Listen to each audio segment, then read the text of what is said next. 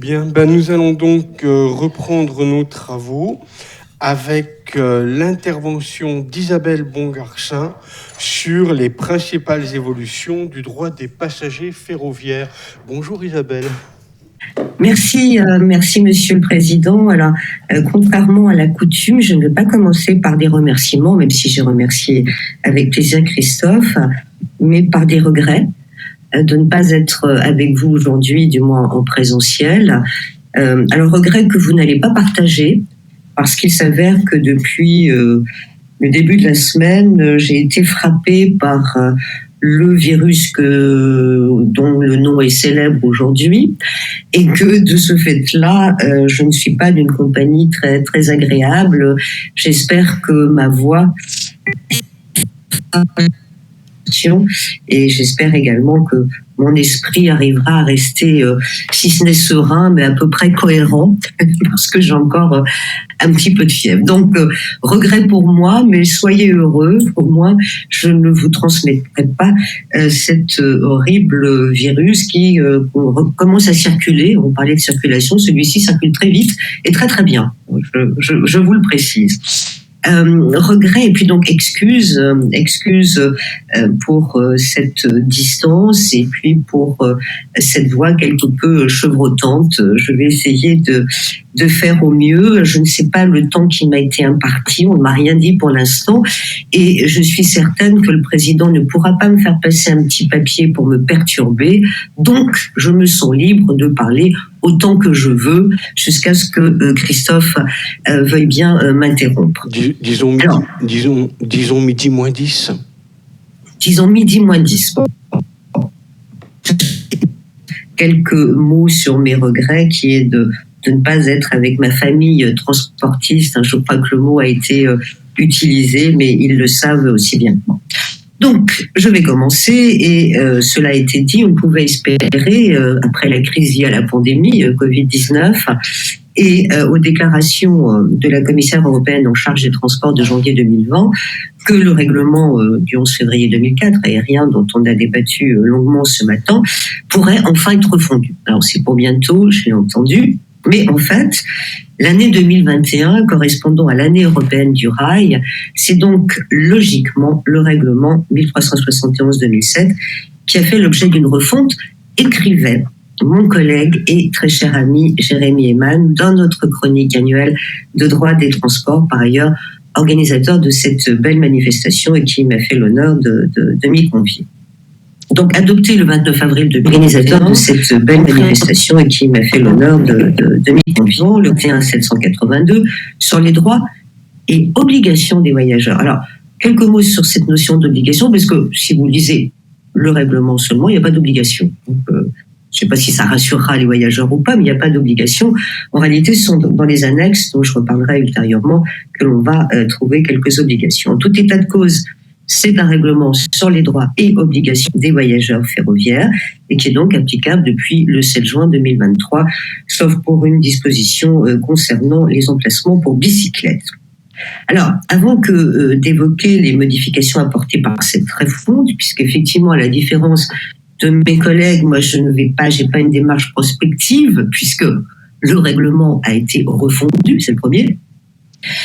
J'aimerais aussi souligner, comme Gaël a pu le faire, que le contentieux relatif aux droits des passagers ferroviaires est bien maigre, vraiment bien maigre, en comparaison de celui des passagers aériens, un peu plus qu'en trouvé 4, il y en a peut-être plus, mais en tout cas j'en ai trouvé 4 arrêts en tout cas de la Cour de justice de l'Union européenne entre 2012 et 2020, c'est donc quand même assez peu, dont 2 portaient sur la question de savoir si l'absence de titre de transport invalide le contrat, l'un portait sur le contenu de l'information pour les passagers, et puis le troisième dont je dirais quelques mots concernant la possibilité d'exonération de l'entreprise ferroviaire afin de ne pas verser une indemnité en cas de retard.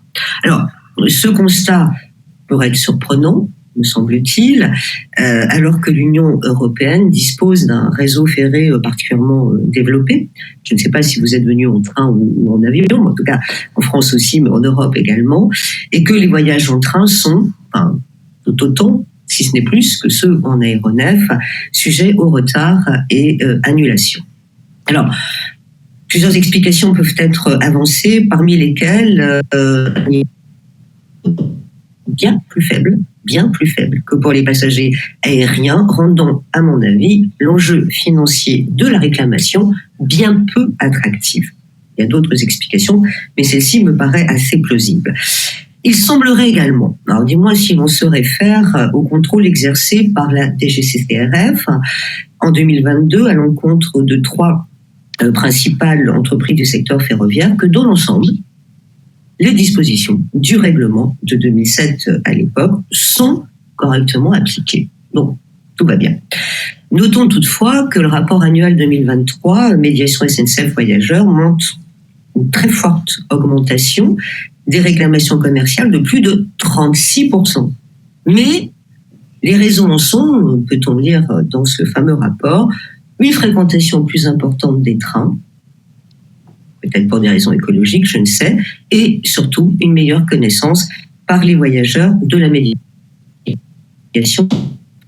Quelles sont donc les ambitions de ce nouveau règlement ferroviaire?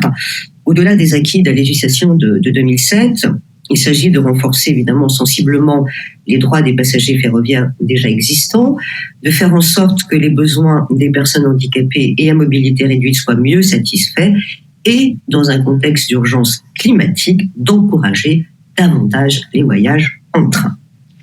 Comme le précédent règlement, et contrairement aux droits applicables à l'aérien ou au maritime et fluvial, il rassemble dans un même corpus toutes les problématiques liées à la condition de voyageurs ferroviaires, reprenant en annexe, dont je parlais précédemment, la grande majorité des dispositions des règles uniformes concernant le contrat international ferroviaire de voyageurs et des bagages que l'on appelle les RUCIV.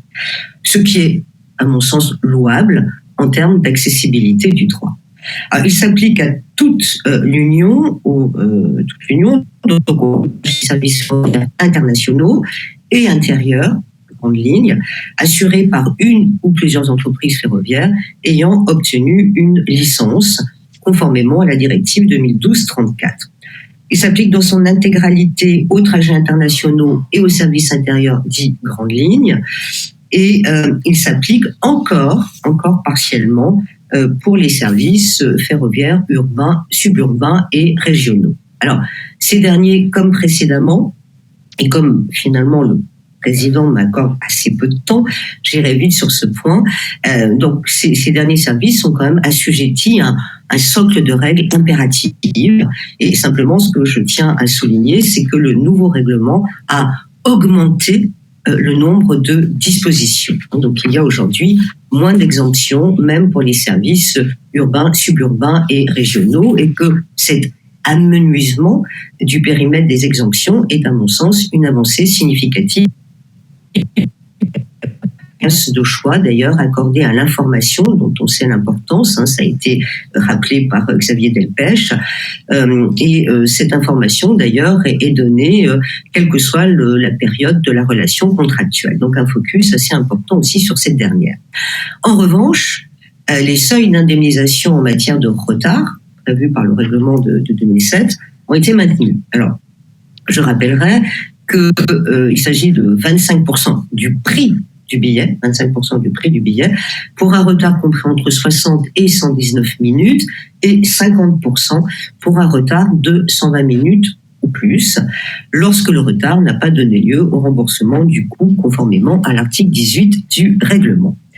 De plus, si le règlement précédent ne prévoyait aucun motif d'exonération et que la Cour de justice de l'Union européenne, je le disais tout à l'heure, avait considéré que la force majeure ne pouvait pas exonérer le transporteur ferroviaire des obligations mises à sa charge, le nouveau règlement a introduit cette possibilité.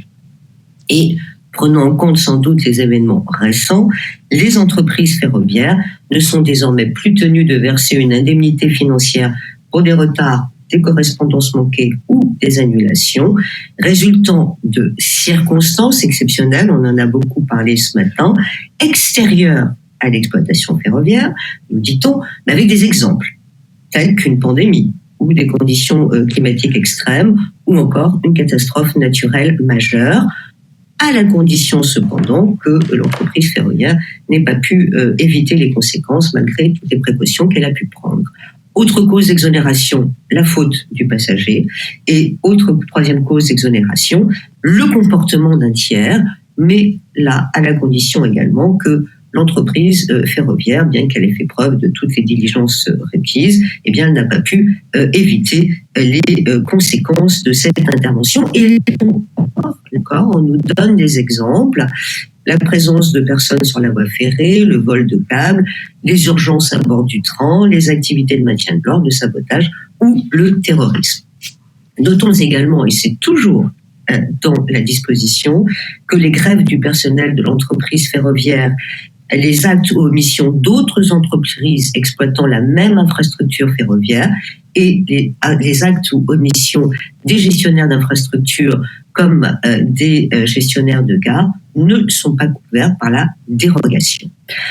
Si cette nouvelle disposition peut satisfaire les entreprises ferroviaires, qui souhaitaient d'ailleurs une meilleure articulation en raison de la particularité de ce règlement que j'évoquais tout à l'heure, entre les règles uniformes et le règlement, donc elles ont obtenu satisfaction. Cela marque quand même, à mon sens, un certain recul des droits des voyageurs. Alors, cependant, largement compensé par d'autres dispositions, quelques-unes, qui ont principalement renforcé les droits existants à l'égard des PMR et en matière d'information. Mais en réalité, mon focus va porter, alors non pas sur ces fameuses circonstances exceptionnelles, mais sur 3 mécanismes qui paraissent peut-être, en tout cas au moins pour 2, un petit peu innovants et qui peut-être devraient améliorer la situation des passagers ferroviaires. Alors, quels sont ces 3 mécanismes auxquels je vais m'attacher à présent? Tout d'abord, l'instauration d'un billet direct. Ensuite, des solutions nouvelles de réacheminement des passagers. Et enfin, un meilleur encadrement du traitement des plaintes. Ça rejoint ce qui était évoqué ce matin sur l'effectivité des droits des passagers. Donc, billet direct, c'est par renvoi à l'article 3.35 de la directive 2012-34 qui a établi un espace ferroviaire unique européen, que comme un ou plusieurs billets représentant un contrat de transport portant sur des prestations ou sur la prestation de services ferroviaires successifs par ou plusieurs entreprises ferroviaires. Donc, unicité du contrat par le biais du billet direct. Par ailleurs, il faut comprendre aujourd'hui que la correspondance manquée est immanquablement associée au billet direct, comme le précise l'article 3.20 du règlement. L'article 12, consacré à ces billets directs, donc du nouveau règlement, est composé de différents paragraphes dont l'articulation, comme nous allons le voir à présent, est source d'interrogation. Selon l'article 12.1, lorsque des services ferroviaires de transport de voyageurs à longue distance, sans précision du caractère national ou international du déplacement, ou régionaux, comprenant des correspondances, sont exploités par une entreprise ferroviaire unique, laquelle détient 100%, cette dernière propose un billet direct pour ses services.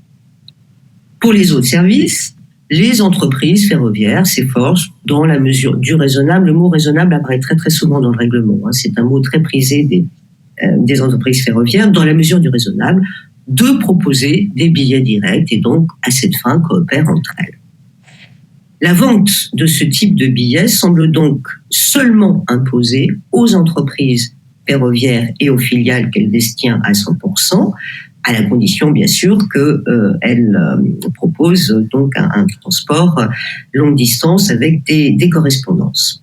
Et cette obligation, en tout cas cette analyse, peut être corroborée par le considérant 23 du règlement, selon lequel, en ce qui concerne les services exploités par la même entreprise ferroviaire, le transfert des voyageurs ferroviaires d'un service à un autre devrait être facilité par l'obligation de fournir direct, aucun accord commercial évidemment entre entreprises dans ce cas n'étant nécessaire. Alors la question concernant cet alinéa premier de l'article 12 est de savoir ou non s'il faut que ces billets soient achetés en une seule transaction commerciale pour être considérés comme des billets directs. En effet, l'article 12, alinéa 3, dispose que pour les voyages qui comportent une ou plusieurs correspondances, le ou les billets achetés dans le cadre d'une seule transaction commerciale auprès d'une entreprise ferroviaire constituent un billet direct. Nonobstant le fait que la notion de transaction commerciale unique n'est pas définie, il nous semble que, en raison du considérant 23 dont je parlais précédemment, que cette condition ne s'impose pas. Mais ce n'est pas l'analyse qui a été faite par les entreprises ferroviaires, comme nous le montre la lecture des conditions générales de transport de certaines d'entre elles. La nécessité d'une transaction commerciale unique, certains parlent même de notion de paiement unique, prévu. Ce choix stratégique des entreprises ferroviaires peut se comprendre, car les conséquences d'une telle vente, donc d'un billet direct, en cas de correspondance manquée sont très importantes. L'entreprise ferroviaire devra respecter les différents droits conférés aux voyageurs, conformément aux articles 18, remboursement ou réacheminement. L'article 19, c'est la compensation forfaitaire, et l'article 20, c'est l'assistance aux passagers. Pour les distributeurs, si c'est le vendeur de billets ou le voyagiste qui a combiné les billets de sa propre initiative, et à condition que le billet ou les billets aient été achetés dans le cadre d'une seule transaction commerciale, ils seront tenus de rembourser le montant total payé lors de cette transaction par le ou le billet, et en outre de verser une indemnisation équivalente à 75% de ce montant si le voyageur manque une ou plusieurs correspondances. En revanche, ils n'ont pas à organiser le réacheminement du voyageur. Alors, on nous dit aussi, toujours dans cette fameuse disposition article 12, mais à l'achat du billet, qu'il s'agit de billets directs pour les voyages qui comportent plusieurs correspondances, et si toutefois il est indiqué sur le billet ou sur un autre document ou par voie électronique que les billets représentent des contrats de transport distincts, les responsabilités énoncées au paragraphe précédent ne s'appliqueront pas. Alors, responsabilité, le terme peut paraître un peu surprenant, c'est le renvoi aux dispositions 18, 19 et 20 dont je parlais tout à l'heure. La charge de la preuve appartient bien sûr au voyagiste ou à l'entreprise ferroviaire. Et si nous poursuivons notre logique, selon laquelle une entreprise ferroviaire unique a l'obligation d'émettre un billet direct pour les services longue distance ou régionaux avec correspondance, cette possibilité de dissocier les différents trajets ne devrait pas être possible. Enfin, pour finir sur cet article 12, nous aimerions faire remarquer que cette disposition accroît la différence de traitement entre les passagers, en particulier. En effet, si je suis victime d'un retard sur un trajet régional sans correspondance, les dispositions relatives aux droits des voyageurs prévues par le règlement ne s'appliquent pas, sauf l'article 18.3, qui lui-même pose problème, on le verra tout de suite après. Mais s'il s'agit d'un voyage avec correspondance, tout le chapitre 4, relatif au retard, correspondance manquée et annulation, s'applique à la condition, bien évidemment, que le voyageur soit en possession d'un billet direct. Alors, vous l'aurez compris, en tout cas, je ne peux pas être plus clair. Le mécanisme mis en place par l'article 12 ne brille pas justement par sa clarté. Et il faut espérer qu'un voyageur ferroviaire puisse convaincre son juge national, ou que celui-ci, comme le disait Gaël, n'ait pas le courage ou n'ait pas l'envie de se poser la question, de saisir alors la Cour de justice, et à compter du 1er octobre 2024, cela a été rappelé, de saisir le tribunal de l'UE pour nous aider à comprendre cette décision qui est une avancée, mais qui, à mon avis, pour l'instant encore, pose quelques difficultés. Quant aux nouvelles solutions de réacheminement, alors ça c'est l'article 18, selon l'article 18 paragraphe 1, lorsqu'on peut raisonnablement s'attendre, soit au départ, soit en cas de correspondance manquée ou d'annulation, à ce qu'un train arrive avec un retard de 60 minutes ou plus à la destination finale qui est prévue dans le contrat de transport, l'entreprise ferroviaire assurant le service retardé ou annulé offre immédiatement aux voyageurs le choix entre le remboursement du billet ou la poursuite du voyage ou un réacheminement vers la destination finale dans les meilleurs délais ou à une date ultérieure à la convenance du passager sans qu'on précise de date limite, si j'ose dire. Alors, s'agissant du réacheminement, puisque le focus va porter sur cette question-là, on peut souligner que le nouveau règlement est beaucoup plus prescriptif que le précédent et autorise une réelle flexibilité de la relation contractuelle.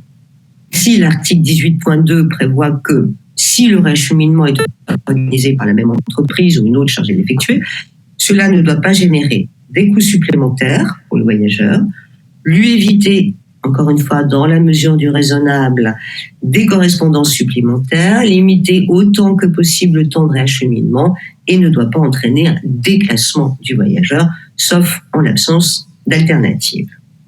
Par ailleurs, l'entreprise ferroviaire peut autoriser le voyageur à sa demande à conclure des contrats avec d'autres prestataires de services de transport qui lui permettent donc d'atteindre sa destination finale dans des conditions comparables, nous dit le texte. Et dans ces cas, l'entreprise ferroviaire devra rembourser au voyageur les coûts qu'il a supportés. Alors, notons que cette nouvelle solution de réacheminement impose d'une part la présence de personnel d'entreprise ferroviaire en gare. Il faut bien demander à quelqu'un. Donc, bon. Et que l'agent sollicité soit en mesure de donner son accord. Première difficulté matérielle. Par ailleurs, les prestataires auxquels le voyageur peut avoir recours ne sont pas limitativement énumérés par le texte. Donc, on peut très bien imaginer que vous preniez un taxi.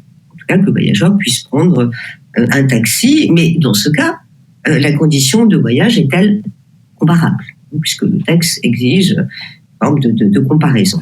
Alors là encore, la lecture des conditions générales des entreprises ferroviaires, en tout cas de certaines d'entre elles, je n'ai pas fait une lecture exhaustive de toutes les CGV, ne nous éclaire pas vraiment. Elles reprennent stricto sensu, évidemment, le règlement, mais omettent complètement de prévoir la possibilité pour les voyageurs de formuler une demande. Donc ça n'existe pas pour les entreprises ferroviaires. En revanche, on retrouve la troisième possibilité. En effet, si les possibilités de réacheminement du voyageur ne sont pas communiquées un délai de 100 minutes à compter de l'heure de départ prévu du service retardé, annulé ou de correspondance manquée, il retrouve à ce moment-là la liberté d'organiser lui-même la poursuite de son voyage avec d'autres prestataires de services. Mais là, attention, on énumère les autres prestataires de services, chemin de fer, autocar ou bus. Et évidemment, le voyageur pourra ensuite réclamer à l'entreprise ferroviaire le remboursement des frais qu'il a subis, à la condition, nous dit-on, que ces frais soient appropriés et raisonnables. Donc, vous voyez que c'est une liberté, mais toute relative, d'une part, et puis les frais doivent être raisonnables. Il ne faut donc pas imaginer au cas où une restauration s'avère nécessaire pour ce transport que le voyageur pourra s'offrir un repas pantagruélique. Et puisque vous avez la chance d'être à Lyon au lieu de la gastronomie, à vous faire rembourser un repas pris chez Bocuse. Alors, notons quand même que le mérite de cette disposition est qu'elle obligera les entreprises ferroviaires à trouver le plus rapidement une solution pour les infortunés voyageurs. Mais comme me faisait remarquer un juriste du CIT, du Comité international des transports ferroviaires, les gestionnaires de gare comme les entreprises ferroviaires n'ont pas intérêt à ce que 20 000 voyageurs soient en même temps dans une gare, et en général, ils essaient très vite de trouver une solution. Notons également, pour finir sur cette avancée, ça reste quand même une avancée, que les remboursements devront être effectués dans un délai de 30 jours à compter de la demande, et que les États peuvent accorder des conditions de racheminement plus favorables, et en particulier évidemment pour les PMR, donc les personnes handicapées ou à mobilité réduite. Alors, on peut penser, avec tous les bémols que j'ai pu mettre, que ces mesures amélioreront quand même un peu la situation, mais je pense que c'est un petit peu trop tôt, évidemment, pour en mesurer tous les effets. Troisième focus et troisième, normalement, amélioration des droits des passagers, un traitement des plaintes mieux encadré, et donc on peut supposer plus efficace. On parlait de l'effectivité plutôt des droits ce matin. Alors, la mise en place d'un mécanisme de traitement des plaintes était déjà prévue par la règlement de 2007, c'est pas une nouveauté ici, mais aujourd'hui, cette exigence concerne aussi les gestionnaires de gare. Donc, les entreprises ferroviaires peuvent être sollicitées, mais aussi les gestionnaires de gare, du moins pour les gares qui traitent d'un volume supérieur à 10 000 voyageurs par jour. Dans les 3 mois qui suivent l'incident, les voyageurs pourront déposer une plainte auprès de l'entreprise ferroviaire ou du gestionnaire de gare. Le règlement 2007 ne prévoyait pas de délai.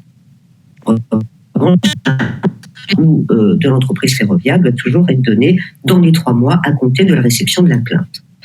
Comme auparavant, les États membres doivent bien sûr désigner un ou plusieurs organismes chargés de l'application, de contrôler l'application du règlement. Donc ça n'a pas changé. Et aujourd'hui en France, je l'évoquais également en introduction, c'est la DGCCRF. En revanche, le mécanisme des plaintes a été modifié. L'article 33.1 impose que la saisine des organes de contrôle se fasse obligatoirement à la suite d'une première plainte sans succès auprès de l'entreprise ferroviaire ou du gestionnaire des gares, et ce dans un délai de 3 mois à compter de la réception des informations sur le rejet de la plainte ou en l'absence évidemment de réponse. L'autorité compétente va accuser la réception de cette demande dans les 2 semaines et devra procéder à son traitement, là aussi, dans un délai de 3 mois. Alors, je ferai remarquer là aussi que le règlement 2007 ne l'imposait pas. Les autorités de contrôle exigeaient souvent ou demandaient aux voyageurs de d'abord saisir l'entreprise ferroviaire avant que de le saisir elle-même, si tant est que la DGCCRF ait été saisie du règlement, ce dont je doute quelque peu. Alors, notons quand même que ce que j'appelle cette règle de 3, 3 mois, 3 mois, 3 mois, 3 mois, a le mérite de la simplicité et en tout cas est assez facile à retenir. C'est peut-être l'avancée que l'on peut y voir. Notons aussi, et ce afin que les voyageurs puissent demander plus facilement un remboursement ou une indemnisation, que le nouveau règlement a par ailleurs imposé l'adoption au plus tard le 16 juin 2023 par la Commission d'un acte d'exécution établissant un formulaire commun pour toute l'UE, permettant aux passagers de demander un remboursement ou une compensation. C'est chose faite par le truchement du règlement d'exécution 2024-949 de la Commission du 27 mars 2024, applicable depuis. Le formulaire commun peut être présenté sous la forme d'un document physique ou par voie électronique et la Commission la publie sur son site dans toutes les langues officielles de l'Union. Alors, notons que si les voyageurs ont le droit d'utiliser ce formulaire, ce n'est pas une obligation. Et certaines entreprises ferroviaires peuvent proposer le leur, elles avaient déjà bien évidemment des formulaires. Et que ce souci de simplification, tout à fait louable en soi, je ne suis pas certaine qu'il atteindra lui aussi le but escompté. D'une part, les entreprises ferroviaires peuvent continuer d'utiliser leur propre formulaire. Elles en ont. Bon, je ne vois pas pourquoi elles en utiliseraient un autre. Et par ailleurs, et je vous encourage à le faire, si vous lisez le formulaire commun mis en place par la Commission, pas moins de 8 pages, je peux vous dire que ce n'est pas un document facile à lire ni à remplir. Donc on peut supposer, c'est ce que je ferai, va utiliser le formulaire proposé par la compagnie à qui d'ailleurs il souhaite réclamer une indemnité ou une compensation. Enfin, dernier point, et là aussi peut-être une avancée, encore que vous allez le voir, le texte n'est pas très très très clair, s'agissant du pouvoir des autorités de contrôle. Alors, nonobstant le fait, et ça, le règlement 2021 le reprend, que les sanctions doivent être effectives, proportionnées et dissuasives, donc que ces sanctions vont être prononcées par les organes de contrôle, on a une nouvelle disposition, l'article 33, paragraphe 2, qui nous dit que ces autorités de contrôle peuvent également décider de mesures d'application fondées sur des plaintes individuelles. Donc on peut penser que la DGCRF, si tant est qu'elle en ait le temps et l'envie, pourrait peut-être obliger SNCF ou une autre entreprise ferroviaire à verser compensation ou l'indemnité qui doit être due aux passagers. Sauf que cette possibilité semble combinée avec une autre nouveauté qui, elle, apparaît à l'article 33.2, où on nous dit que les États peuvent aussi désigner un autre organisme qui pourra aussi recevoir des plaintes des voyageurs, sans qu'on sache ce qu'est cet autre organisme et sans que l'on nous explique l'articulation des contrôle entre l'autorité de contrôle et cet organisme.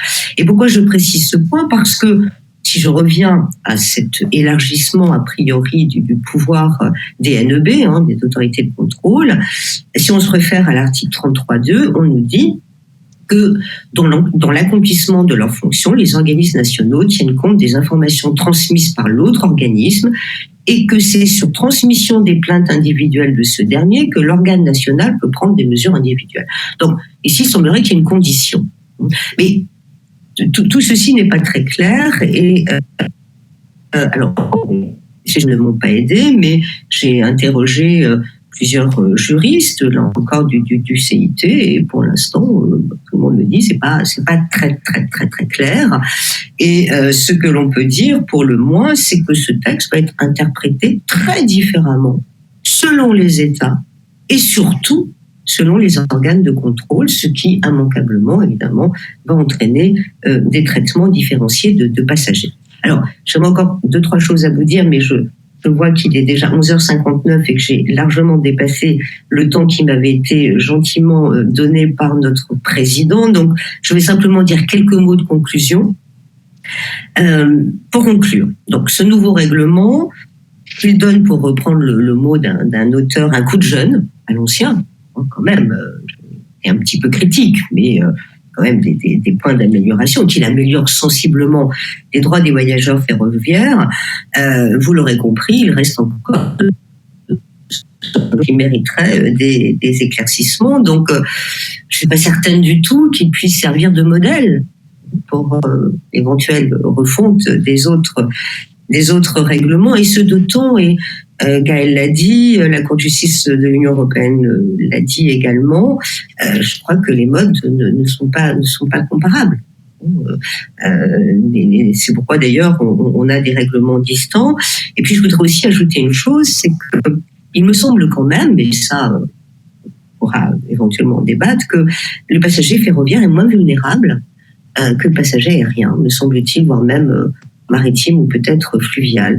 Alors pourquoi je dis ça ? C'est que je pense que vous avez un cadencement des trains qui est quand même différent, si, évidemment sur les grandes lignes. Si vous n'avez pas votre TGV de 9 heures, vous pourrez peut-être avoir celui de 10 heures, peut-être moins facile avec un avion. Vous êtes souvent au cœur des centres-villes, alors peut-être pas pour certaines aussi pour trouver des solutions de mode de transport alternatifs.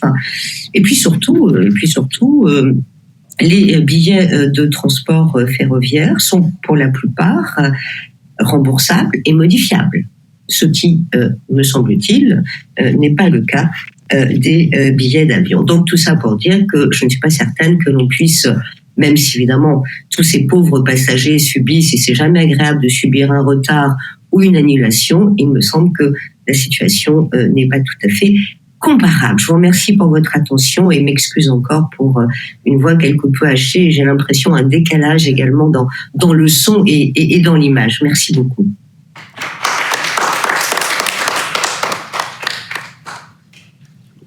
Merci beaucoup, chère Isabelle, pour cette intervention très précise et très claire sur le règlement ferroviaire.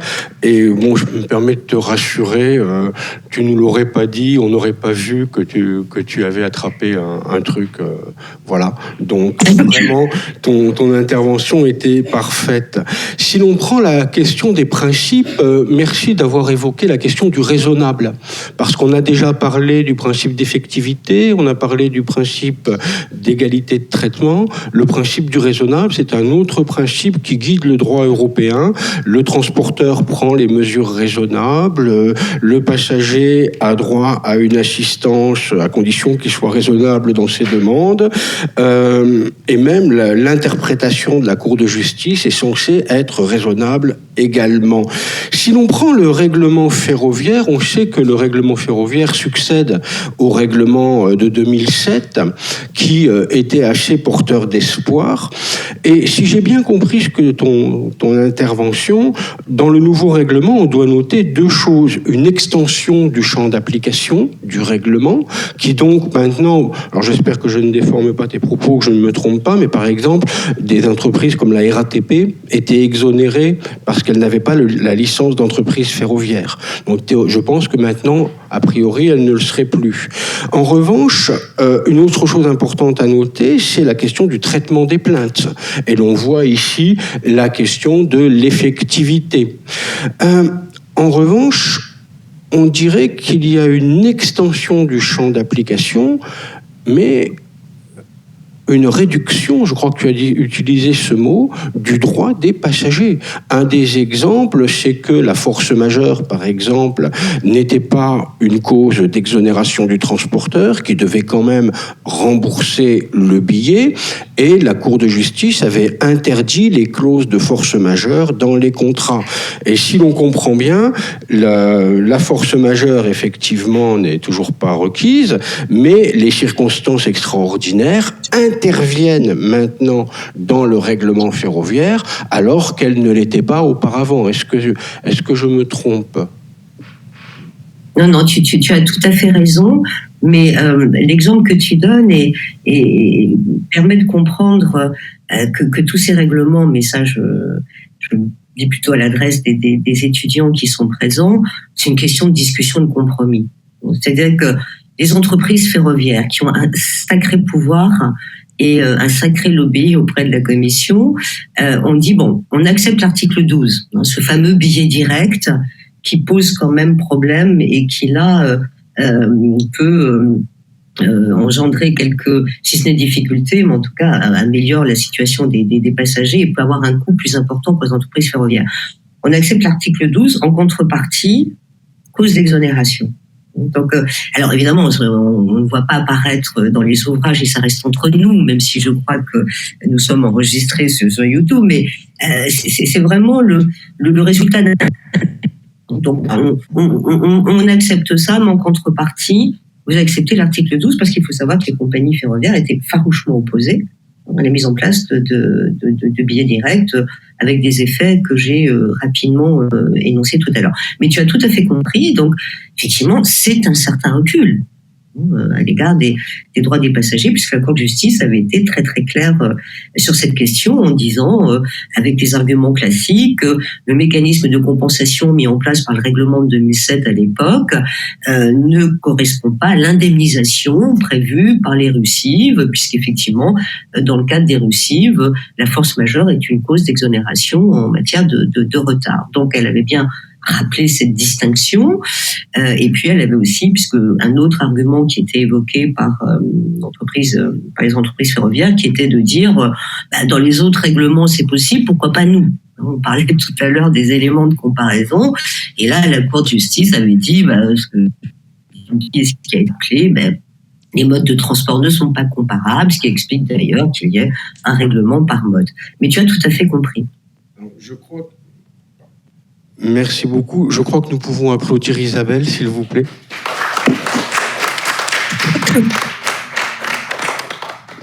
Alors, je dirais qu'une des particularités du premier règlement de 2007 en ferroviaire, une des premières particularités du règlement de 2007 en ferroviaire, c'est de commencer à s'intéresser aux transporteurs. Parce que quand, par exemple, les règlements aériens le faisaient un peu, mais lorsque, par exemple, en ferroviaire, on a un droit à un remboursement entre 60 et 120 minutes de retard, si ma mémoire est correcte, ça veut dire qu'on peut avoir 1 heure de retard sans avoir aucun droit. Et on voit bien que pour un transport ferroviaire, c'est quand même une règle extrêmement concrète. On peut, en quelque sorte, se dire qu'1 heure de retard en avion, c'est... Parfois, ça arrive, 1 heure de retard, moins d'1 heure de retard en train, ça arrive tout le temps. Donc on voit ici cette idée de prendre en compte les intérêts du transporteur. Ce qui m'amène un petit peu à la question, face au transporteur, est-ce que le passager est un consommateur comme les autres?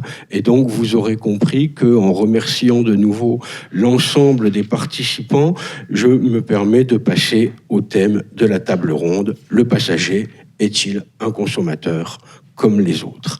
Est-ce que quelqu'un... Eh bien, voilà. Oh, Anaïs. Pardon ?